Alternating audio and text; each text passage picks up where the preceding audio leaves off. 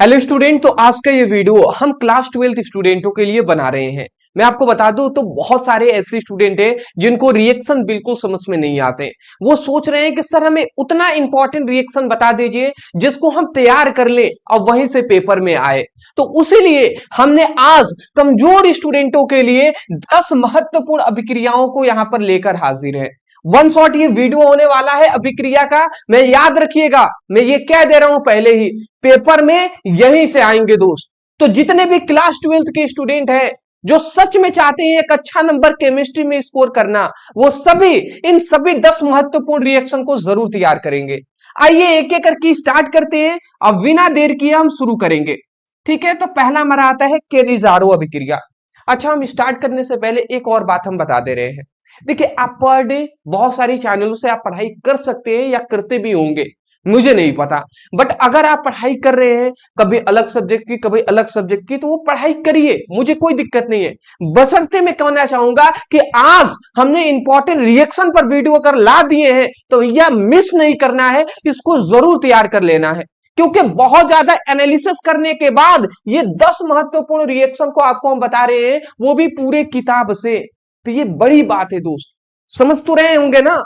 तो सुन रहे हैं, समझ रहे हैं, तो केवल वीडियो नहीं देखिए, कॉपी पेन लेकर बैठिए और लेकर बैठकर एक एक प्रश्नों को समझते हुए प्लस नोट डाउन करते हुए आज आपको पढ़ना है। तो कॉपी पेन लेकर बैठिएगा। आइए जी, अगला आता है केनिज़ारो अभिक्रिया। क्या होता है केनिज़ारो अभिक्रिया? आप सभी जानते हैं कि मोस्ट इंपॉर्टेंट हमारा रिएक्शन है। तो क्या कहता है कि जब फॉर्मल्डिहाइड की अभिक्रिया सोडियम हाइड्रोक्साइड से कराने पर मेथिल एल्कोहल और सोडियम फॉर्मेट बनता है, और इस अभिक्रिया को हम क्या कहते हैं? फॉर्मल्डिहाइड अभिक्रिया, सॉरी केनिज़ारो अभिक्रिया कहते हैं। अब बहुत सारे स्टूडेंटों को समझ में नहीं आया कि ये सब क्या बोला गया है। मैं आपको बता दे रहा हूं। देखिए, इसमें सिंपल सा यहां पे ये कहा गया ना कि जब हम क्या करते हैं, यहां पे सिंपल वे हमें यही बोला गया, एग्जांपल से मैं आपको समझा दे रहा हूं। रासायनिक समीकरण लिखते हैं, रासायनिक समीकरण। अब यहाँ पे हम रासायनिक समीकरण आपको लिखकर दिखाएंगे। तो सबसे पहले हम लेंगे, सबसे पहले हम क्या लेते हैं? फॉर्मल्डिहाइड। फॉर्मल्डिहाइड का सूत्र क्या होता है? HCHO। ये फॉर्मल्डिहाइड का सूत्र होता है। तो फॉर्मल्डिहाइड का हम दो अणु लेते हैं। दो अणु के लिए या तो आप दो यहाँ पे लिख लीजिए, या आप दो ना लिखें तो एक और HCHO लिख दीजिए। इन दोनों का मतलब क्या है जी? ये फॉर्मल्डिहाइड के हमने क्या ले लिया है? यहाँ पे दो अणु ले लिया। तो जब फॉर्मल्डिहाइड की अभिक्रिया हम क्या कराते हैं? सोडियम हाइड्रोक्साइड से कराते हैं। सोडियम हाइड्रोक्साइड से हम कराते हैं। और जब से सोडियम हाइड्रोक्साइड से कराते हैं तो क्या बनता है, ध्यान से आप समझेंगे। यहां पे हमारा बनेगा सबसे पहली बात, तो एक तो बनता है मेथिल एल्कोहल और दूसरा हमारा बनता है सोडियम फॉर्मेट। कैसे बनेगा तो मैं आपको बता दे रहा हूं।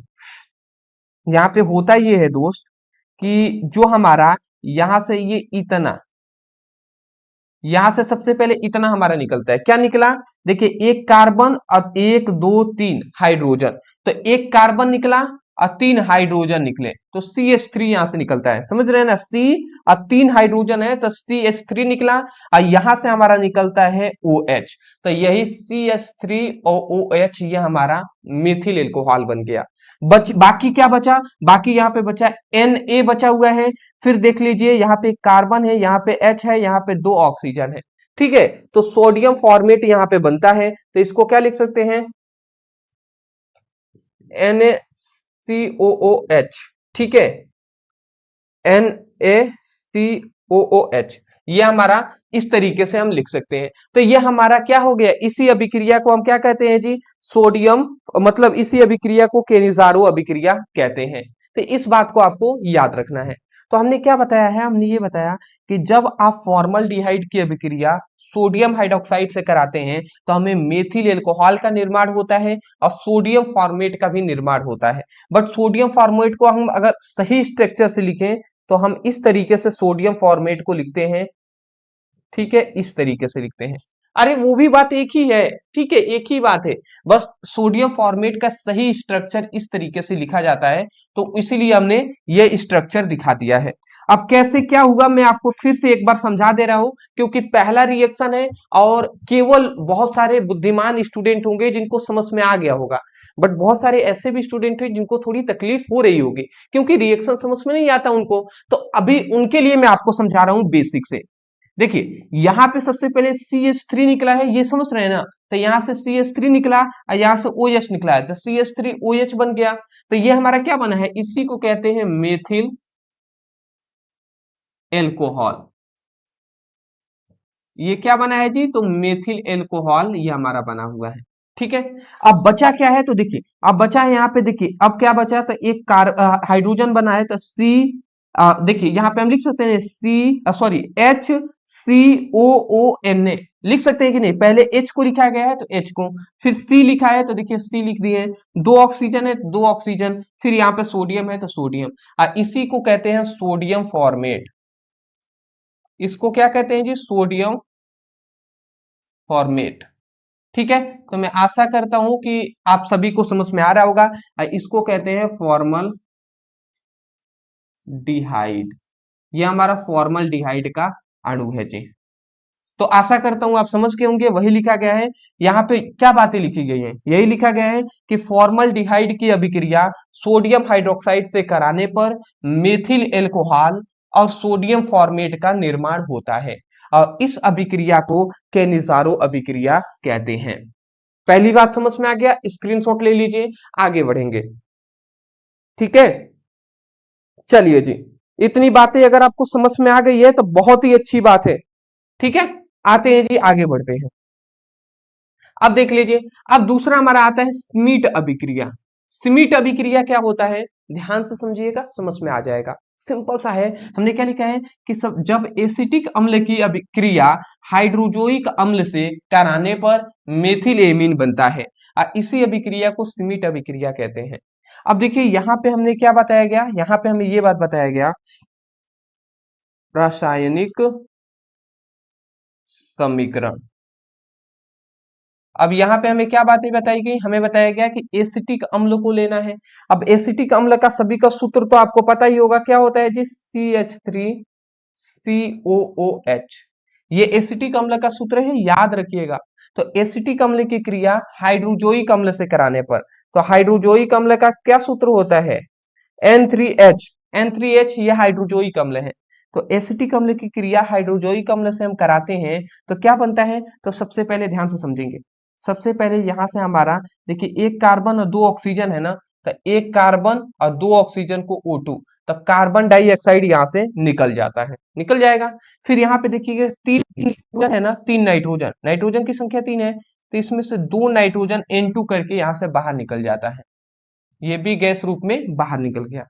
अब इधर क्या बचा, अगर मैं बात करूं तो यहाँ पे क्या बचा हुआ है, दो नाइट्रोजन तो निकल गया है, तो अब इधर केवल NH बचा हुआ है, यही ना बचा है, एक नाइट्रोजन एक हाइड्रोजन यहाँ पे बचा है। और इधर क्या बचा हुआ है, तो इधर केवल CH3 और फिर एक हमारा H बचा हुआ है, यही बचा हुआ है। तो अगर हम ऐसा करें तो ये हमारा CH3 है ना, तो देखिए CH3 हमने यहाँ पे लिख दिया, बात को समझिएगा, CH3 हमने लिख दिया। ठीक है, CH3, और ये NH अगर H में जुड़ जाएगा तो पहले तो हमारा N हम लिख देंगे, और एक हाइड्रोजन दो हाइड्रोजन है तो NH2 कर देंगे। ठीक है, तो ये हमारा क्या बन गया जी, मेथिल एमीन बन गया। यही हमारा क्या बन जाता है, मेथिल एमीन। ठीक है, तो यही तो हमारा बन गया है। बात आप समझे कि नहीं, कितने स्टूडेंटों को समझ में आ गया। हमने ये बताया कि जब हमने, देखिए मेथिल यहाँ पे एसिटिक अम्ल है और इसको हाइड्रोजोइक अम्ल से क्रिया कराए हैं, तो यहाँ से क्या हुआ है, सबसे पहले तो ये कार्बन डाइऑक्साइड बाहर निकले हैं, फिर यहाँ पे तीन नाइट्रोजन है तो दो नाइट्रोजन बाहर निकल गए, तो इधर क्या बचा, NH बचा है, और इधर क्या बचा, तो CH3 और केवल H बचा है। तो ये CH3 हमने सबसे पहले लिखा, और ये NH में जुड़ गया तो NH2 हो जाएगा, तो CH3NH2 हो गया। इसी को तो हम कहते हैं मेथिल एमीन। अब मेथिल एमीन हमारा बन गया, तो इसी अभिक्रिया को स्मीट अभिक्रिया कहते हैं। समझ गए, ये इसको हम क्या कहेंगे, इसको कहेंगे हाइड्रोजोइक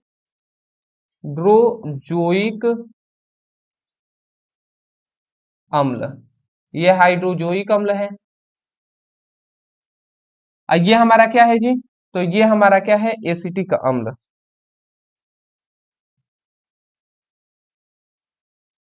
ये हमारा एसिटिक अम्ल है। ठीक है, तो आशा करता हूं आप समझ के होंगे। तो इसको आप क्या कीजिए, आप स्क्रीनशॉट इसका ले लीजिए। ठीक है, स्क्रीनशॉट ले लीजिए, आगे बढ़ते हैं। ठीक है, चलिए जी, बहुत अच्छी बात है, बहुत अच्छी बात है, समझ में आ रहा होता हूं। आगे बढ़ते हैं, फटाफट थोड़ा सा हम चलेंगे। अगला आता है हमारा फ्रीडल क्राफ्ट अभिक्रिया। ये भैया बहुत ज्यादा इंपॉर्टेंट है, इसको मैं कहूंगा कि बिल्कुल भी मिस नहीं करना है, फ्रीडल क्राफ्ट अभिक्रिया को। आइए समझते हैं। तो क्या कहा गया, सिंपल सा कहा गया है कि जब निर्जल AlCl3 की उपस्थिति में बेंजीन की अभिक्रिया मेथिल क्लोराइड से कराने पर टालुइन बनता है, इसी को हम फ्रीडल क्राफ्ट अभिक्रिया कहते हैं। तो देख लीजिए, इसको फ्रीडल क्राफ्ट अभिक्रिया कहते हैं। तो इसको रासायनिक समीकरण, ये हम क्या लिखेंगे जी, रासायनिक समीकरण लिख देते हैं इस तरीके से। अब देखिए यहाँ पे हम क्या करते हैं, सबसे पहले हमने लिया, सबसे पहले हमें क्या लेना है, बेंजीन की, इनकी उपस्थिति में कराना है। तो बेंजीन की क्रिया हमें मेथिल क्लोराइड से कराते हैं। तो बेंजीन का क्या होता है जी, बेंजीन का एक हम स्ट्रक्चर इस तरीके से, ये हमारा बेंजीन रिंग हो गया, और इसका एक हाइड्रोजन यहाँ पे दर्शा दे रहे हैं। या तो बेंजीन को आप ऐसे दर्शा दीजिए, या आप C6H6 भी लिख सकते हैं, ये भी बेंजीन रिंग ही है। तो हमने ऐसे दर्शा दिया, चलिए बेंजीन को। तो जब हम क्या करते हैं, बेंजीन की क्रिया क्या कराते हैं, किससे कराते हैं, मेथिल क्लोराइड से। तो मेथिल क्लोराइड का सूत्र होता है CH3Cl, इसी को क्लोरोमेथेन भी कहते हैं। तो बेंजीन की क्रिया मेथिल क्लोराइड से कराने पर किसकी उपस्थिति में करा रहे हैं, तो AlCl3 की उपस्थिति में, AlCl3 की उपस्थिति में जैसे ही कराते हैं तो क्या होता है, देखिए कुछ भी नहीं होता है, यहां से हमारा हाइड्रोजन निकलता है, यहां से हमारा क्लोरीन निकलता है। तो H और Cl ये दोनों आपस में क्रिया करके ये क्या बना लेते हैं जी, HCl बना लेते हैं। HCl ये बनाकर बाहर निकल जाते हैं, और ये हमारा CH3 है, ये बेंजीन में ऊपर जुड़ जाता है।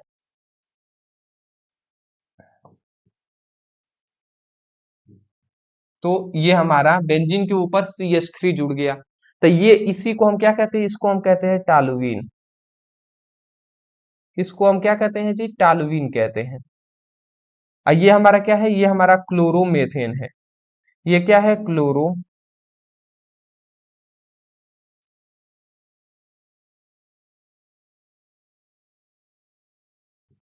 ये हमारा क्या है, ये हमारा बेंजीन है।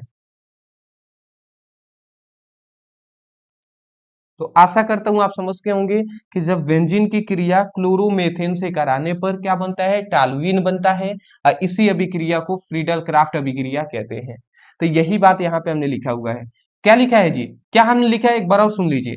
AlCl3 की उपस्थिति में बेंजीन की अभिक्रिया मेथिल क्लोराइड से कराने पर टालुइन बनता है, और इस अभिक्रिया को फ्रीडल क्राफ्ट अभिक्रिया कहते हैं। मैं आपको एक और बात बता दे रहा हूं, कभी भी अगर आप ये ना भी लिखे, आप केवल ये रिएक्शन लिख देते हैं, तब भी फुल नंबर मिलेंगे। ठीक है ना, बशर्ते अगर जब आपको ये लिखने आ जाएगा ना, तो ये तो आराम से आप लिख लेंगे। तो ये आप समझिए कैसे हो रहा है, यहाँ पे CH3 है, ये हाइड्रोजन पे जाकर अटैक कर दिया है, हाइड्रोजन को निकालकर CH3 यहाँ पे जुड़ गया है।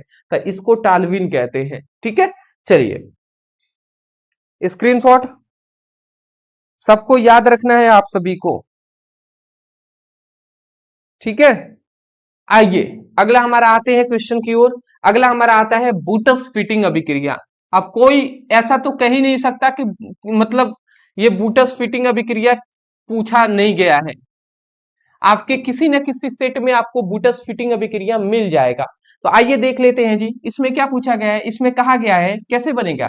तो बूटस फिटिंग अभिक्रिया में बताया गया है कि जब एल्किल हाइलाइड को हम एल्किल हाइलाइड और एरिल हाइलाइड के मिश्रण को लेकर और सोडियम धातु के साथ हम क्या करते हैं, शुष्क ईथर की उपस्थिति में प्रवाहित करते हैं ना, तो हमें एल्किल एरिल बनता है, और इसी को बूटस फिटिंग अभिक्रिया कहते हैं। इसी को क्या कहते हैं जी, बूटस फिटिंग अभिक्रिया कहते हैं। ये अभी हमने कल आपको, कल नहीं 2 दिन पहले हमने आपको केमिस्ट्री का एक मॉडल पेपर सॉल्व कराया था, उसमें बूटस फिटिंग अभिक्रिया आया भी था, मैंने आपको दिखाया था। ठीक है, तो चलिए इसको मैं आपको बता दे रहा हूं, रासायनिक समीकरण। अब देखिए ऐसे ही आपको लिखना है पेपर में, तो क्या आप लिखेंगे जी, बूटस फिटिंग अभिक्रिया में बताया गया है। सबसे पहले एल्किल हाइलाइड को लेते हैं। एल्किल हाइलाइड का सूत्र जानते हैं क्या है? एल्किल हाइलाइड का मतलब है, एल्किल हाइलाइड का मतलब होता है ये हमारा एल्किल है और इसके साथ हाइलाइट जुड़ गया एक्स, तो ये हमारा एल्किल हाइलाइड हो गया। तो जब एल्किल हाइलाइड और एरिल हाइलाइड, एरिल मतलब ए आर के साथ एरिल हो गया, ये हाइलाइट हो गया। तो जब एल्किल हाइलाइड और एरिल हाइलाइड के मिश्रण को हम सोडियम धातु के साथ, सोडियम के साथ हम क्या कराते हैं, सोडियम के साथ हम क्रिया कराते हैं। और किसकी उपस्थिति में? तो याद रखेंगे शुष्क ईथर की उपस्थिति में। शुष्क ईथर, शुष्क ईथर की उपस्थिति में हम क्रिया कराते हैं तो क्या बनता है जानते हैं? वास्तव में बनता ही है दोस्त कि यहां से हमारा ये एक हाइलाइट, दूसरा हाइलाइट, ठीक है, ये दो हाइलाइट है और ये हमारा पास यहाँ पे देखिए दो मात्रा में हम यहाँ पे सोडियम को लेते हैं। तो ये दो हाइलाइट है ना, ये दो सोडियम से क्रिया कर लेते हैं। तो ये दोनों क्रिया करके क्या बना लेते हैं? 2NaX बना लेते हैं। सोडियम हाइलाइट बनाकर बाहर निकल जाते हैं। समझ रहे हैं ना? दो सोडियम है, अभी भी एक एक दो हाइलाइट है ना, तो यहाँ पे दो हाइलाइट भी हो गया। बाकी अब बचा क्या? बाकी बचा है ओनली आर और ओनली एराइल। तो हम यहाँ पे लिख देंगे, क्या लिख देंगे? आर इंटू एराइल। इसी को क्या कहते हैं? इसको कहेंगे एल्किल एरिल। क्या कहेंगे जी? Alkyl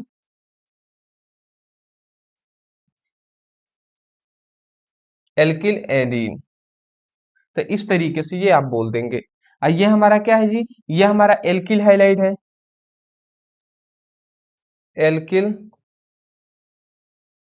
halide. ये हमारा क्या है? Aryl halide.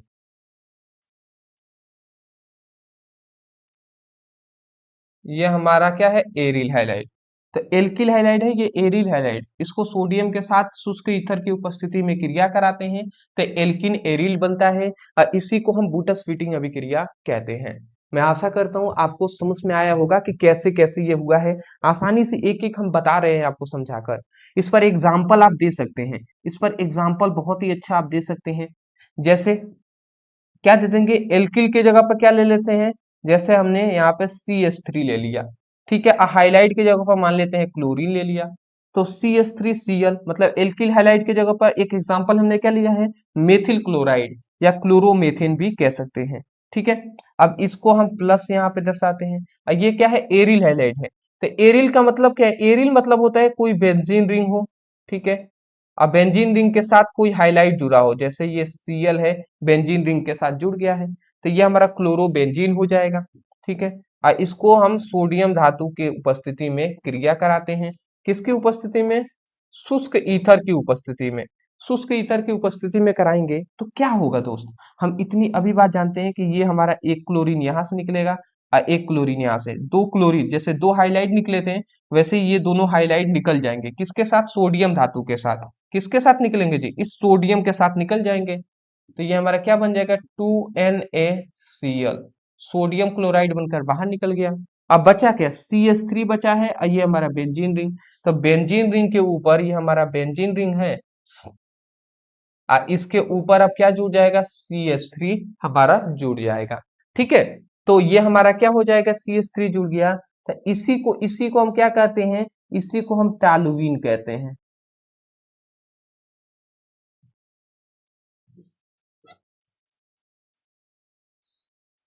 ये आप याद रखेंगे, इसी को हम क्या कहते हैं जी? टॉलुईन कहते हैं, ठीक है। और ये आप याद रखेंगे, इसको क्या कहेंगे?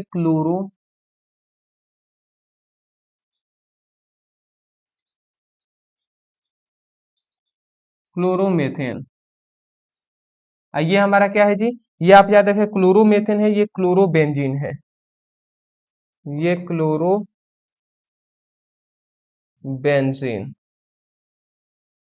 ठीक है। आप स्क्रीनशॉट ले लीजिए, इसमें कुछ भी ज्यादा नहीं है दोस्त। मैं आशा करता हूं कि आपको समझ में आ रहे होंगे। अच्छा, आपको समझ में तो आ रहा है ना? कोई दिक्कत तो नहीं है ना? ऐसे हम बता रहे हैं तो आपको, देखिए कोई दिक्कत नहीं होनी चाहिए। मोस्टली हम सब बता ही रहे हैं कि कैसे कहाँ से क्या निकल रहा है, ऐसे ही निकलता है। और बहुत सारे स्टूडेंटों को ये समझ में नहीं आ रहा है कि सर कैसे हमें पता चलेगा कि कहाँ से क्या क्या निकलेगा। तो देखिए ये सब चीजें ना कैसे निकलेगा, कहाँ से निकलेगा, ये सब चीजें क्लास 11th में आपको सीखना चाहिए। अब यहाँ पे अगर आप बेसिक सीखने पे लग जाएंगे ना तो बहुत नुकसान हो जाएगा आपके पेपर में नंबर को लेकर। इसलिए मैं कहना चाहूंगा कि पूरी किताब से अगर हम 10 इंपॉर्टेंट अगर आपको हम जो रिएक्शन करा रहे हैं या 20 ही हम कराएं तो आप उसको अब याद कर लीजिए, प्रैक्टिस बार बार करके कि किससे क्या निकल रहा है, किससे कराने पर क्या क्या निकल रहा है। या आप प्रैक्टिस करेंगे तभी आ पाएगा। बात समझ रहे हैं ना? अपने माइंड ये जो फोकस है इसको पूरी तरीके से बैठाइए।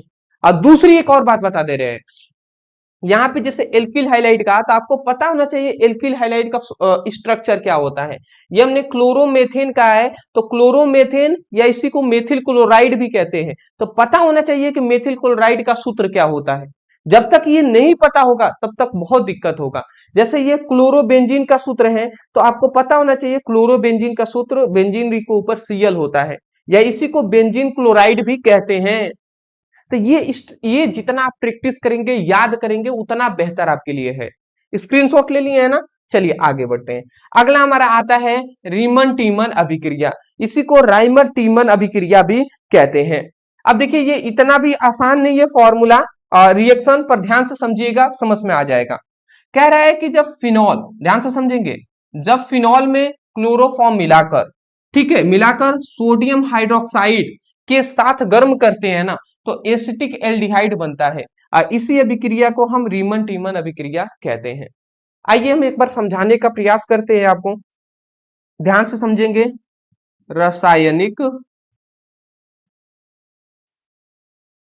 समीकरण।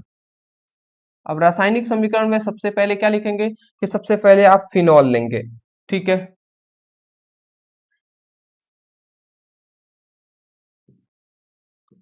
यह हमारा फिनॉल है, ठीक है, फिनॉल है। अब फिनॉल में क्या करेंगे, आप क्लोरोफॉर्म मिलाएंगे।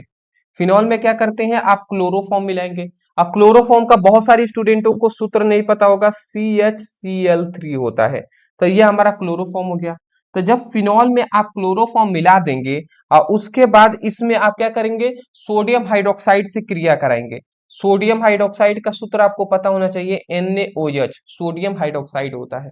ये सब पता होना चाहिए। और सोडियम हाइड्रोक्साइड की यहाँ पे हम 3 मात्रा में ले लेते हैं, 3 मात्रा में। तो देखिए हमने इस तरीके से आपको 3 बार लिख दिया है। आप चाहते तो ये ऊपर दोनों ना लिखकर यहाँ पे ओनली 3 लिख देते, तब भी आपका हो जाता सही। बट इस तरीके से हमने इसलिए दिया है जिससे कि आपको समझ में आए। ऐसा अगर एग्जाम में लिखते हैं 100% फुल नंबर मिलेंगे, उसकी टेंशन ना लें। तो ये हमने सबसे पहले हमने फिनॉल लिया, फिर क्लोरोफॉर्म लिया, फिर सोडियम हाइड्रोक्साइड लिया। इन तीनों को एक साथ हम क्या करते हैं जी, गर्म करते हैं। इन तीनों को हम क्या करेंगे जी, गर्म करेंगे। गर्म किया जाता है तो इसको देखिए क्या मिलता है। तो यहाँ पे हमको क्या मिलेगा जी, यहाँ पे हमारा मिलेगा बेंजीन रिंग के ऊपर फिनॉल है और इसकी एक साइड CHO समूह जुड़ जाता है। और उसके बाद यहाँ पे 3 मात्रा में NaCl बनता है और प्लस यहाँ पे 2 मात्रा में हमारा H2O का भी निर्माण होता है। तो देख लीजिए ये हमारा बन जाता है जी, ठीक है। क्या बनता है, एसिटिक एल्डिहाइड का निर्माण होता है। अब कैसे ये हुआ ये हम आपको बता दे रहे हैं, ध्यान से समझेंगे तभी समझ में आएगा। देखिए हमने क्या लिया, सबसे पहले हमने फिनॉल लिया है। अब फिनॉल का क्लोरोफॉर्म के साथ क्रिया कराया है। अब क्लोरोफॉर्म मतलब फिनॉल और क्लोरोफॉर्म दोनों को मिलाकर और सोडियम हाइड्रोक्साइड एक क्षार है, तो इसके साथ हमने क्रिया कराया है। तो होता ये है ना, आप ध्यान से समझेंगे कैसे हुआ है। तो यहाँ से सबसे पहले तो 3 मात्रा में ये सोडियम निकलता है और ये 3 मात्रा में क्लोरीन निकलता है। तो 3 सोडियम 3 क्लोरीन मिलकर 3NaCl बनकर बाहर निकल गए। पहली बात समझ में आ गया। दूसरी बात यहाँ पे कहा जा रहा है, दूसरी बात कि यहाँ से हमारा 4 मात्रा में, देखिए यहाँ से हमारे 3 मात्रा में ये हाइड्रोजन निकल जाते हैं, 3 मात्रा में ये हाइड्रोजन। और उसके बाद आपको याद रखना है कि यहाँ से 3 मात्रा में ये हाइड्रोजन और यहाँ का जो, यहाँ पर देखिए एक और बात मैं बता दूं, जैसे आप समझिएगा ये हमारा बेंजीन रिंग है, ठीक है। तो बेंजीन रिंग में ये हमारा 6 सिरा होता है और 6 सिरे पर हाइड्रोजन होता है, ठीक है। बट जहां जरूरत होता है ना वहां पे हम दिखा देते हैं। तो याद रखेंगे हर सिरे पर हाइड्रोजन है। तो ऐसे ही यहाँ पर ये जो सिरा है यहाँ पर भी तो हाइड्रोजन होगा ना। तो ये आप समझिएगा, यहाँ का भी हम हाइड्रोजन निकाल रहे हैं एक दो तीन, ये 3 हाइड्रोजन, तो 3 1 4, तो ये 4 हाइड्रोजन निकलते हैं और ये 2 ऑक्सीजन निकलते हैं। तो यही हमारा क्या बन जाता है, दो दूना चार, 4 हाइड्रोजन और 2 ऑक्सीजन, तो यही 2H2O बनकर बाहर निकल जाते हैं। समझ रहे हैं ना, एक दो तीन एक चार, 4 हाइड्रोजन को 2H2 लिख सकते हैं, एक एक दो, 2 ऑक्सीजन है तो O लिख सकते हैं, तो 2H2O हम लिख सकते हैं। तो ये हमारा जल का अणु बाहर निकल गया। ठीक है, अब बचा क्या, अब बचा क्या ओनली दोस्त, तो अब देखिए इसमें हमें कुछ बचा है, केवल क्या बचा है, ये हमारा O बचा हुआ है। देख सकते हैं ये वाला ऑक्सीजन केवल हमारा बचा हुआ है, तो इधर केवल ऑक्सीजन बचा, इसमें क्या बचा है, ओनली CH बचा है, और बाकी सब इसमें OH बचा हुआ है। तो यहाँ पे देखिए, यहाँ पे CH और ये O है, ठीक है, CH और ये जो O है यही हमारे आकर इस हाइड्रोजन तो निकल गया है, तो ये खाली है तो इसकी जगह पर जुड़ जाते हैं, तो यही बेंजीन रिंग के ऊपर OH है और यहाँ पे जुड़ गए हैं CHO। ठीक है, तो ये आपको याद रखना है दोस्त। तो इसी को हम क्या कहते हैं, एसिटिक एल्डिहाइड कहते हैं। तो ये हमारा क्या बन जाता है, एसिटिक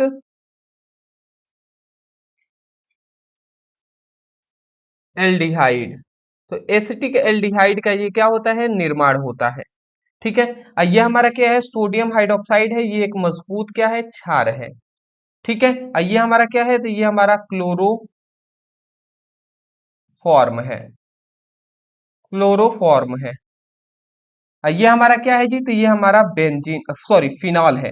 देखिए इस बेंजीन के ऊपर OH है, तो ये हमारा फिनॉल है जी। तो आशा करता हूं कि आप समझ गए होंगे कि यहाँ पे क्या बताया गया है, कि फिनॉल में क्लोरोफॉर्म मिलाकर, फिनॉल में क्लोरोफॉर्म मिलाकर और सोडियम हाइड्रोक्साइड के साथ हम क्या करते हैं, गर्म करते हैं, तो क्या बनता है, एसिटिक एल्डिहाइड का निर्माण होता है, और इस अभिक्रिया को ही रीमन टीमन अभिक्रिया कहते हैं। बात समझ में आ गया। चलिए जी, मैं एक आपको बात बताना चाहूंगा, आप ये वीडियो देख रहे हैं ना, सच में बताओ तो अभी ये पूरी तरीके से हम रिएक्शन आपको करा दिए थे। ठीक है, और जब हम वीडियो एडिटिंग करने गए कुछ देर बाद, तो हम देख रहे हैं कि वहां पर जो अभी हमने जो यहाँ से क्वेश्चन स्टार्ट किया है, पता नहीं आपको एडिटिंग में समझ में अभी आ गया होगा कि बीच से वीडियो कटा हुआ था, तो यहाँ तक तो सेम था, यहाँ से जो अब अभी हमने लिखा है ना, समझाया है, ये सब हम पहले से बता दिए थे। वहां से हमने इसलिए स्टार्ट किया क्योंकि वॉइस जो है ना, आवाज, ये मेरा माइक है, ये ऑफ हो गया था, चार्ज नहीं था, अब मैंने ध्यान ही नहीं दिया था, इसके वजह से लगभग 45 मिनट और जो क्लासेस चली है वो पूरी तरीके से वेस्ट चली गई, कोई फायदा ही नहीं है, वॉइस नहीं आएगा तो कहाँ से समझेंगे आप। तो बहुत दुख लगा, मेहनत उतना करने के बावजूद भी। तो मैं सिर्फ इतना कहूंगा दोस्त आपके लिए कि आपकी क्लासेज आज मन नहीं कर रहा था, मैं फिर सोचा कि अब चलिए कल पढ़ाएंगे, फिर मैंने सोचा कि नहीं आज ही हम पढ़ाएंगे। क्यों, क्योंकि आपकी एक एक दिन इंपॉर्टेंट है, एक एक क्लास इंपॉर्टेंट है, सही समय पर सभी क्लासेज आपको मिलनी चाहिए। तो मैं सिर्फ इतना कहूंगा कि अगर हम आपके लिए इतना मेहनत कर रहे हैं तो मैं ये भी चाहूंगा कि आप अपने लिए मेहनत करें, तो पढ़ाई जरूर करिएगा। दूसरी बात, जितने भी स्टूडेंट हैं जो अभी तक चैनल को सब्सक्राइब नहीं किए हैं, चैनल को सब्सक्राइब जरूर कर लीजिएगा, जिससे कि आपका अच्छा तैयारी हम यहाँ पे करा सके। हम आपको सभी इंपॉर्टेंट क्वेश्चन आंसर, सभी इंपॉर्टेंट मॉडल पेपर, आपको इंपॉर्टेंट सीरीज, ये सब हम करा रहे हैं। तो सिर्फ मैं कहूंगा कि पढ़ाई पर फोकस कीजिएगा। अगला आता है एल्डोल संघनन। अब एल्डोल संघनन तो सभी जानते हैं, बहुत ज्यादा इंपॉर्टेंट है, अब पेपर में बहुत बार पूछा भी गया है। तो आइए अब हम समझ लेते हैं कि हमारा एल्डोल संघनन किसे कहते हैं दोस्त। तो ये भी हमारा इतना आसान नहीं है एल्डोल संघनन, ध्यान से समझेंगे तो समझ में आ जाएगा। ठीक है, तो देखिए क्या कह रहा है कि ऐसी अभिक्रिया जिसमें दो एल्डिहाइड या कीटोन, या तो दो एल्डिहाइड लीजिए या दो कीटोन लीजिए, तो दो एल्डिहाइड या दो कीटोन आपस में क्षार की उपस्थिति में संयोग करते हैं, मतलब मिलते हैं, तब बीटा हाइड्रोक्सी एल्डिहाइड बनता है या बीटा हाइड्रोक्सी कीटोन बनता है। सीधी बात कहा कि अगर आप दो एल्डिहाइड लेंगे ना और क्षार की उपस्थिति में क्रिया कराएंगे तो बीटा हाइड्रोक्सी एल्डिहाइड बनेगा, और अगर आपने दो कीटोन लिया है और क्षार से क्रिया कराएंगे तो बीटा हाइड्रोक्सी कीटोन बनेगा।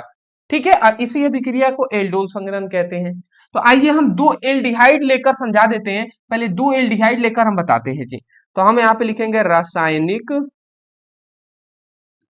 समीकरण। अब दो हम एल्डिहाइड लेकर समझा देते हैं जी। तो यहाँ पे हमने एल्डिहाइड क्या ले लेते हैं, जैसे हम एल्डिहाइड ले लेते हैं एसिटल डिहाइड को, CH3CHO। ये हमने एक एल्डिहाइड है, या तो हम यहाँ पे दो लिख सकते हैं, या चलिए एक और हम ले लेते हैं एसिटल्डिहाइड। तो दो हमने एसिटल्डिहाइड को ले लिया, और दो एसिटल्डिहाइड को हम क्या करेंगे, सांद्र क्षार से कहा है ना, तो क्षार के लिए सोडियम हाइड्रोक्साइड एक मजबूत क्षार होता है, तो ये हमने ले लिया। तो हम क्या कर रहे हैं, जब दो एल्डिहाइड को क्षार की उपस्थिति में क्रिया कराते हैं, तो देखिए कुछ ज्यादा नहीं होता है। अगर आप ध्यान से समझे ना, तो यहाँ पे होता ये है कि ये हमारा जो हाइड्रोजन दिखाई दे रहा है, यहाँ पे कितने मात्रा में हाइड्रोजन है भैया, यहाँ पे 3 मात्रा में हाइड्रोजन है। तो यहाँ से एक मात्रा में हाइड्रोजन आकर यहाँ पे अटैक कर देता है, तो एक हाइड्रोजन इसमें जुट जाता है। तो जुट जाएगा तो क्या बनेगा जी, तो ये हमारा CH3 है। देख लीजिए CH3 है, फिर CH है, तो CH हो गया। और यहाँ से एक हाइड्रोजन यहाँ पे आ जाएगा, तो ये ऑक्सीजन है, और ये हमारा H हो जाएगा। बात समझ रहे हैं, ये O है, और यहाँ से एक हाइड्रोजन इसमें आ गया, तो ये OH हो जाएगा। फिर अब यहाँ पे क्या बचा, यहाँ पे हमारा C बचा, सिंगल बॉन्ड। यहाँ पे एक हाइड्रोजन आगे चला गया है, तो यहाँ पे दो ही हाइड्रोजन बचे ना, तो CH2 हो जाएगा, और फिर CH, फिर CHO हो जाएगा। और इसी को हम क्या कहते हैं, इसी को हम कहते हैं बीटा हाइड्रोक्सी एल्डिहाइड। इसी को हम कहते हैं बीटा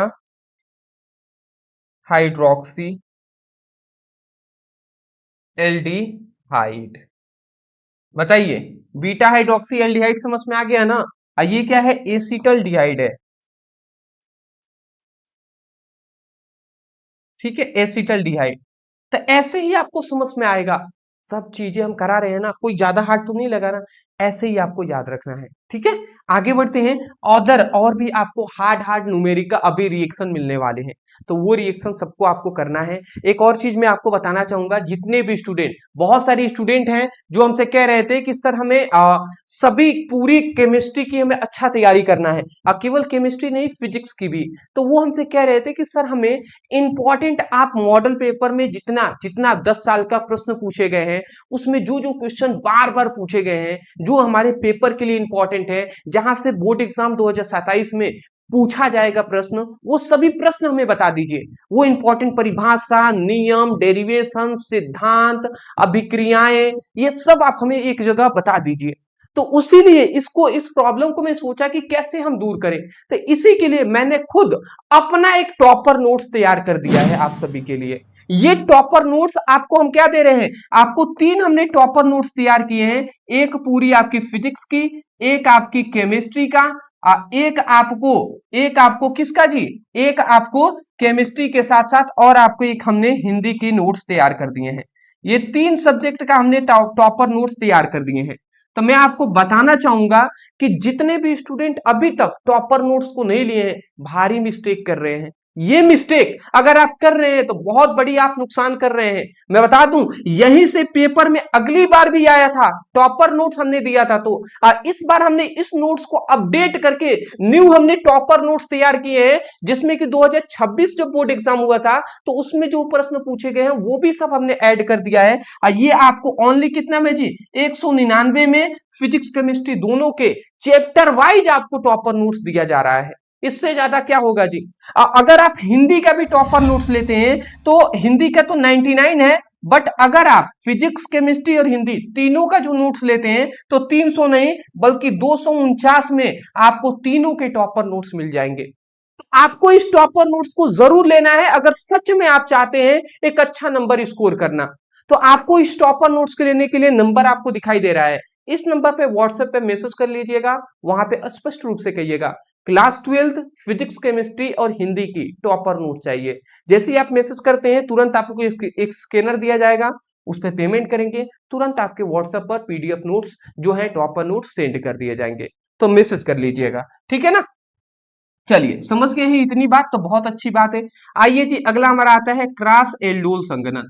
अब क्रॉस एल्डोल संघनन क्या होता है, तो इसमें हमें यह बात बताया गया क्रॉस एल्डोल संघनन, तो इसमें कह रहा है कार्बोनिल यौगिक, क्या कह रहा है, कार्बोनिल यौगिकों के दो एक समान अणुओं के बीच संगठन ना कराकर, मतलब कार्बोनिल यौगिक लेना है। कार्बोनिल यौगिक मतलब क्या, या तो कीटोन लीजिए, या आपको क्या ले सकते हैं, एल्डिहाइड लीजिए।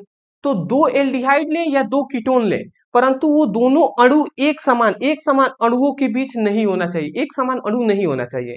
तो वही लिखा गया है कार्बोनिल यौगिकों के दो एक समान अणुओं के बीच संगठन न कराकर अलग अलग अणुओं के बीच संघनन कराया जाता है तो उसी को हम क्या कहते हैं, मिश्रित या क्रॉस एल्डोल संघनन कहते हैं। मतलब सीधी बात कह रहे हैं कि अलग अलग आपको क्या लेना है जी, अलग अलग आपको लेना पड़ेगा, अलग अलग आपको लेना पड़ेगा। चलिए हम देख लेते हैं, जैसे अभी हमने पीछे जो लिया था, देख सकते हैं आप, अभी जो हमने पीछे लिया था, देखिए एल्डिहाइड लिया था फिर एल्डिहाइड, दोनों एक समान अणु लिए थे। अब इसमें क्या है, अलग अलग अणु लेना है। तो देख लेते हैं जी, तो रासायनिक समीकरण शॉर्ट में हमने लिख दिया, चलिए समझ लेते हैं। तो इसको अगर हम बताएं ऐसे, तो सबसे पहले दो एल्डिहाइड ले लेते हैं, तो एक हम फॉर्मल्डिहाइड ले लेते हैं, तो HCHO ये हमारा फॉर्मल्डिहाइड हो गया, ठीक है। दूसरा हम ले लेते हैं एसिटल्डिहाइड, तो CH3CHO, तो ये हमने फॉर्मल्डिहाइड ले लिया। तो ये एसिटल्डिहाइड है, ये हमारा फॉर्मल्डिहाइड है, ये एसिटल्डिहाइड। जब दोनों अभिक्रियाओं को हम क्या करते हैं, दोनों को आपस में क्रिया कराते हैं ना, क्रिया कराते हैं, तो क्या बनता है जी, तो यहाँ पे OH CH2 CH2 और CHO का निर्माण होता है, ठीक है। तो ये हमारा इसका निर्माण होता है जी। अब इसको क्या हम कहेंगे, तो इसको हम कहते हैं बीटा हाइड्रोक्सी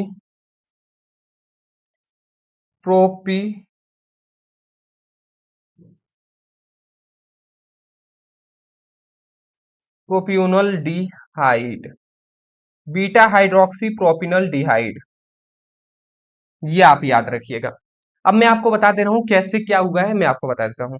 देखिए ये हमारा फॉर्मल्डिहाइड है, ये एसिटल्डिहाइड, कार्बोनिल यौगिक ये दोनों हैं। तो कार्बोनिल यौगिकों के दो एक समान अणु, ये नहीं है समान अणु तो नहीं है, अलग अलग अणुओं के बीच हम क्या करा रहे हैं, संघनन करा रहे हैं। इनको संघनन मतलब होता है ठंडा करना, ठीक है, संघनन हम कराते हैं, ठीक है। तो संघनन करा रहे हैं तो क्या बनता है, तो यहाँ पे बीटा हाइड्रोक्सी एल्डिहाइड बनता है, बीटा हाइड्रोक्सी प्रोपिनल डिहाइड, एक दो तीन, तीन कार्बन है तो प्रोपिनल डिहाइड हो जाएगा। अब कैसे बना ये हम आपको बता दे रहे हैं। होता यह है दोस्त कि यहां से ये हमारा तीन कार्बन दिखाई दे रहा है ना, इसमें से एक हाइड्रोजन आकर इसमें जुड़ जाता है ऑक्सीजन के पास। जैसे अगर मैं इसको थोड़ा सही से लिखूं तो देखिए कैसे लिख सकते हैं, बात को आप समझिएगा, अगर जिनको नहीं समझ में आ रहा है मैं फिर बता दे रहा हूं। देखिए अगर अगर हम इसको चाहें तो जस्ट इसको अपोजिट लिख सकते हैं, पहले O लिख देते हैं फिर C लिख देते हैं। देखिए O है तो O लिख दिया, C लिख दिए, एक और दो, दो हाइड्रोजन है ना, तो दो हाइड्रोजन हमने ऐसे लिख दिया। तो ऐसे लिख सकते हैं OCH2, ऐसे लिख सकते हैं, बिल्कुल लिख सकते हैं। तो ऐसे हमने लिख दिया। फिर अब देखिए यहाँ पे CH3CHO है, तो अब यहां से हम क्या कर रहे हैं, यहाँ इस वाले में से हम एक हाइड्रोजन यहाँ पे भेज रहे हैं।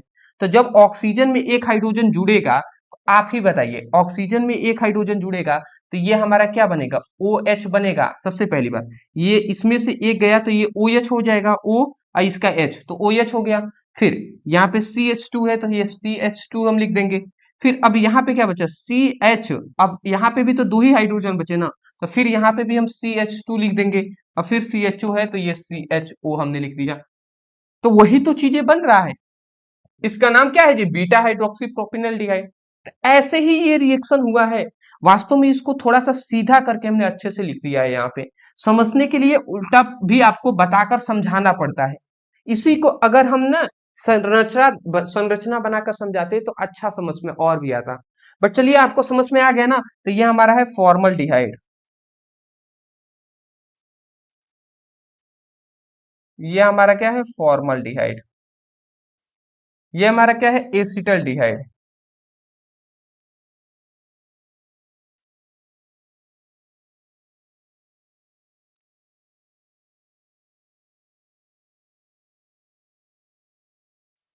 ठीक है, आप स्क्रीनशॉट ले लीजिए। चलिए जी, बहुत अच्छी बात है कि आप सभी स्क्रीनशॉट ले रहे हैं, अच्छे तरीके से इसको सभी समझने का प्रयास कर रहे हैं, तो ये बहुत अच्छी बात है, ऐसा ही होना भी चाहिए, ठीक है। चलिए आगे बढ़ते हैं, और भी हम थोड़ा हार्ड क्वेश्चन की ओर बढ़ते हैं, जो क्वेश्चन हमसे बार बार एग्जाम में रिएक्शन पूछे गए हैं। तो ये रिएक्शन आप आ जाइए, कार्बिल एमीन अभिक्रिया, ये अभी ये हमने कराया था, लगभग 2025 के एग्जाम में भी ये बार बार पूछा गया है।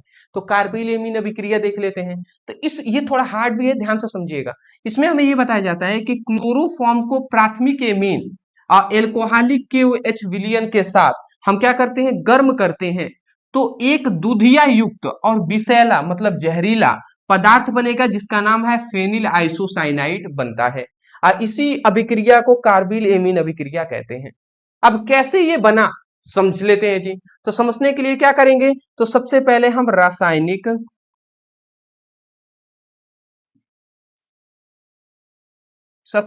रासायनिक समीकरण लेंगे। अब देखिए इसमें हम क्या कर देते हैं, इसमें हम ये कर देते हैं, सबसे पहले प्राथमिक एमीन को क्लोरोफॉर्म इसमें मिला देंगे। तो प्राथमिक एमीन हम कोई भी ले लेते हैं, जैसे हमने एनिलीन ले लिया C6H5NH2, ये हमने एनिलीन ले लिया, तो ये हमारा प्राथमिक एमीन है।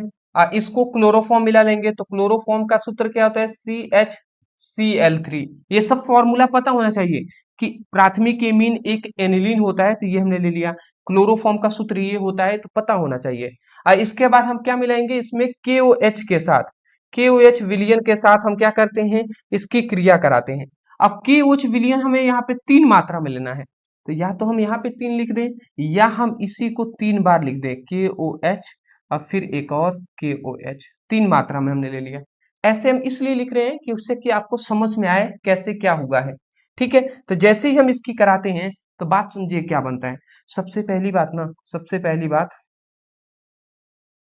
कि यहां से हमारे 3 मात्रा में ये क्या निकलता है जी, 3 मात्रा में पोटेशियम निकलता है, और ये 3 क्लोरीन से क्रिया कर लेता है। 3 पोटेशियम 3 क्लोरीन से क्रिया कर लेगा, तो ये क्या बन जाएगा जी, KCl बन जाता है 3 मात्रा में, KCl, ये 3 मात्रा में KCl बन जाता है। 3 पोटेशियम 3 क्लोरीन से क्रिया करेगा, तो 3 मात्रा में KCl का निर्माण हो जाता है। ठीक है, उसके बाद देख लीजिए उसके बाद क्या होता है। तो 3 पोटेशियम 3 क्लोरीन निकलकर ये तो अपना काम कंप्लीट कर लिया। और उसके बाद अब हमारा क्या बचेगा, अब ध्यान से समझेंगे, 3 पोटेशियम 3 क्लोरीन बन के निकल गए ना। अब देखिए, अब इसको देखिए, ये हमारा 3, यहाँ पे देखिए, यहाँ पे 3 मात्रा में हाइड्रोजन हमें दिखाई दे रहे हैं, यहाँ पे भी तो हमें 3 मात्रा में हाइड्रोजन दिखाई दे रहे हैं ना। दूसरा कलर ले लेते हैं, ये हमारे कैसे होगा भैया, ये हमारे 3 मात्रा में ये हाइड्रोजन दिखाई दे रहे हैं, फर्स्ट सेकेंड थर्ड, 3 हाइड्रोजन, एक यहाँ पे है 4 हाइड्रोजन, और 2 यहाँ पे है, 4 और 2 6 हाइड्रोजन। तो कितने हो गए, 3, एक 4 और 4 2 6, 6 हाइड्रोजन है। तो 6 हाइड्रोजन को हम 3H2 लिख सकते हैं, बिल्कुल 3 दूना 6 हाइड्रोजन। और यहाँ का देखिए, यहाँ का एक ऑक्सीजन ये, और एक ऑक्सीजन ए, और एक ऑक्सीजन ये, तो फर्स्ट सेकेंड और थर्ड तीनों ऑक्सीजन निकल जाते हैं, और निकल कर ये यहाँ पे जुड़ जाते हैं। तो क्या होता है जी, यहाँ पे सॉरी, यहाँ पे ये जुड़ जाएंगे, तो ये क्या हो जाएगा, 3H2O, ये हमारा बन जाएगा। समझ रहे हैं ना, 3 हाइड्रोजन, एक 4 और 2 6, 6 हाइड्रोजन और 3 ऑक्सीजन, ये दोनों मिलकर 3H2O का निर्माण कर देते हैं, 3 जल का अणु निर्माण कर देते हैं। तो अब देखिए, अब इसमें कुछ बचा, कुछ भी नहीं बचा। इसमें इस वाले में अगर देखेंगे, इस वाले में क्या बचा, ओनली यहाँ पे कार्बन बचा हुआ है, और इस वाले में क्या बचा, C6H5N बचा हुआ है। तो N के साथ ये डबल बॉन्ड, ये हमारा C है, ये जुड़ जाता है, तो ये क्या बन जाता है जी, C6H5, और उसके बाद C6H5N है, और ये हमारा यहाँ पे ट्रिपल बॉन्ड के साथ कार्बन जुड़ जाता है। और ये हमारा, इसी को हम क्या कहते हैं जी, इसी को कहते हैं फेनिल आइसोसाइनाइड,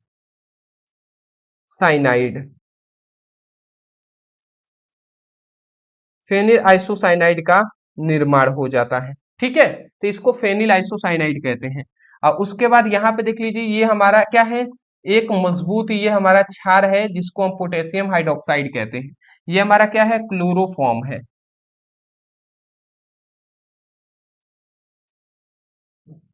और ये हमारा क्या है, एनिलीन। हम आशा करते हैं कि आपको आसानी से ये बातें समझ में आई होंगी कि किस तरीके से ये सभी चीजें हुई हैं। ठीक है, तो आप एक बार स्क्रीनशॉट ले लीजिए,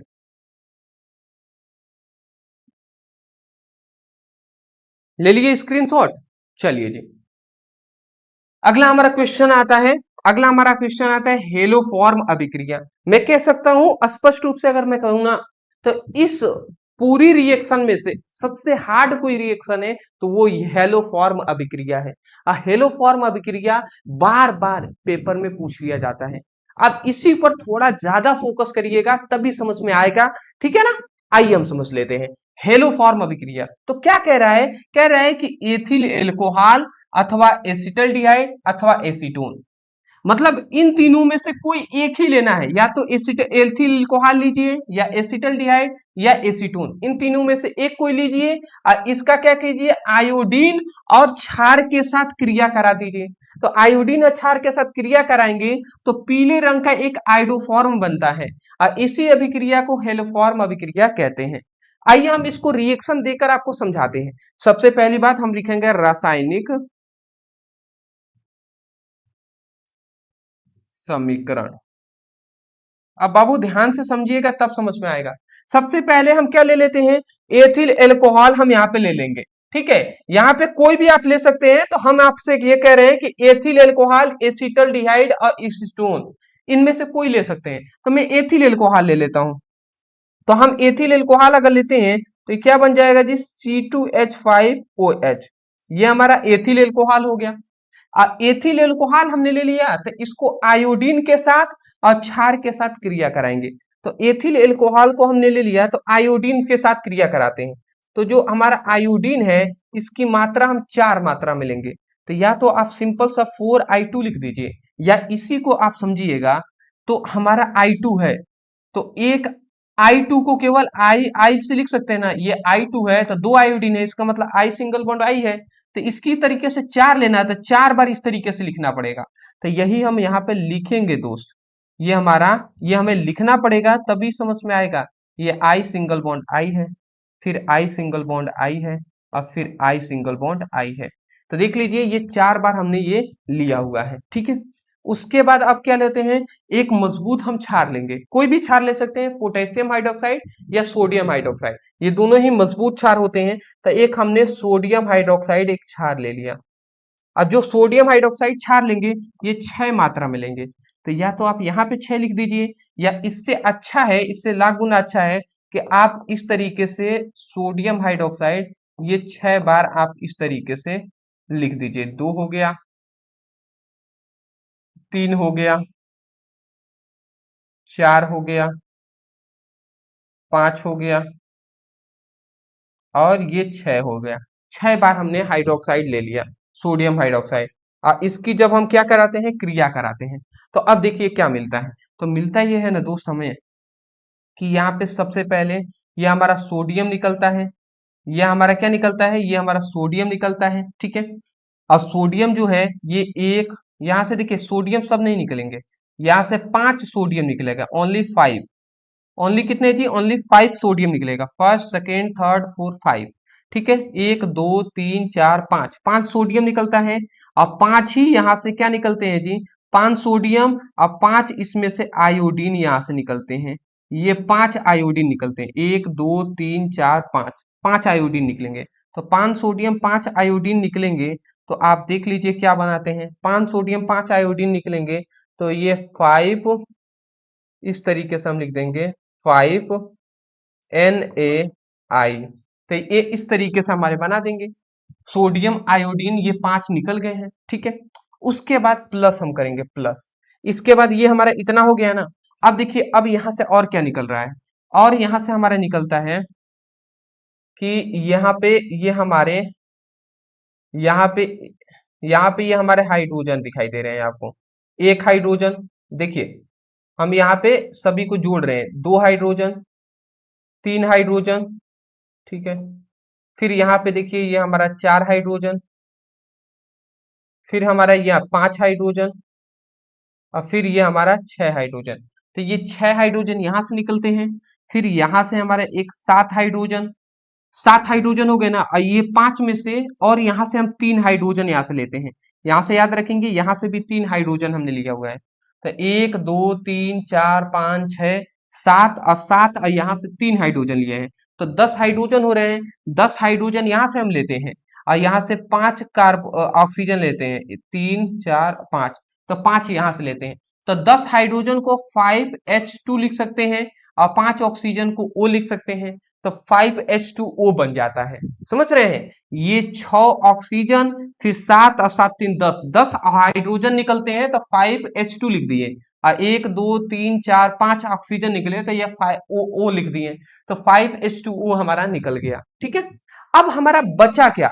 अगर हम बचने पर ओनली ध्यान दें तो देखिए अब हमारा क्या क्या बचा हुआ है।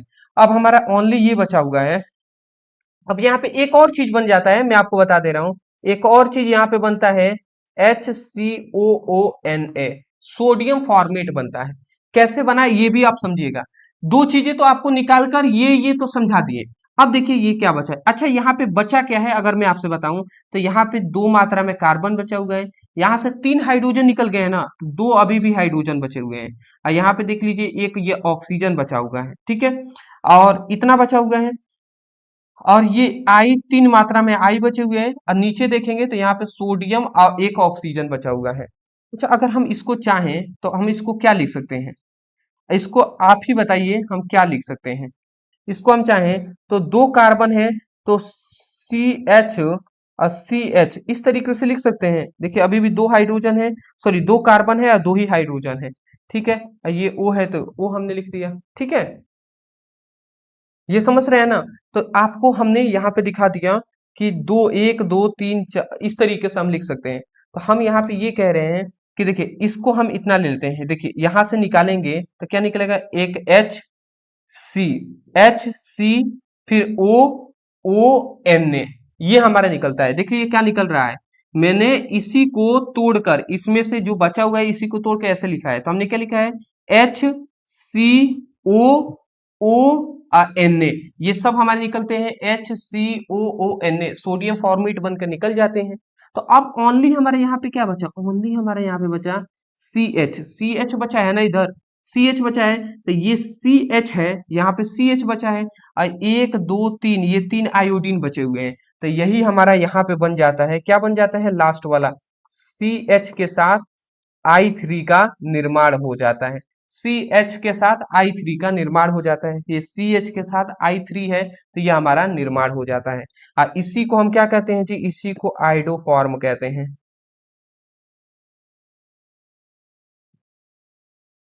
इसी को हम क्या कहते हैं जी, आइडोफॉर्म कहते हैं। ठीक है, तो यही तो हमें आइडोफॉर्म का निर्माण करना था। तो ये चीजें ऐसे होती हैं जी, इतना आसान नहीं है ये आपको स्टेप बाय स्टेप समझना होगा कि पहले सोडियम के साथ ये 5 आयोडीन निकल रहे हैं, फिर यहाँ से 6 हाइड्रोजन, एक 7 और 7 3 10 हाइड्रोजन, और ये 5 ऑक्सीजन निकलते हैं तो 5H2O बनता है। फिर यहाँ पे जो बचा हमारा क्या बचा है, 2 मात्रा में कार्बन और 2 मात्रा में हाइड्रोजन बचे हैं और एक ऑक्सीजन, और यहाँ पे हमारा सोडियम और ऑक्सीजन बचे हैं। तो यहाँ से हम क्या लिखिए, HCOONA, ये सोडियम फॉर्मेट बनकर बाहर निकल जाता है। तो अब लास्ट हमारा क्या बचा, CH ओनली ऊपर वाला बचा है, तो CH और ये 3 आयोडीन जुड़ जाते हैं तो आयोडो फॉर्म बन जाता है। तो यही है जी हमारा क्या है, यही हमारा हाइलोफॉर्म अभिक्रिया है। तो ये आप याद रखेंगे, और इसको हम क्या कहते हैं, इस वाले को आप याद रखेंगे, इसी को कहते हैं एथिल एल्कोहल। ठीक है, एथिल एल्कोहल है ये आप याद रखिएगा। ठीक है, ये हमारा आयोडीन है।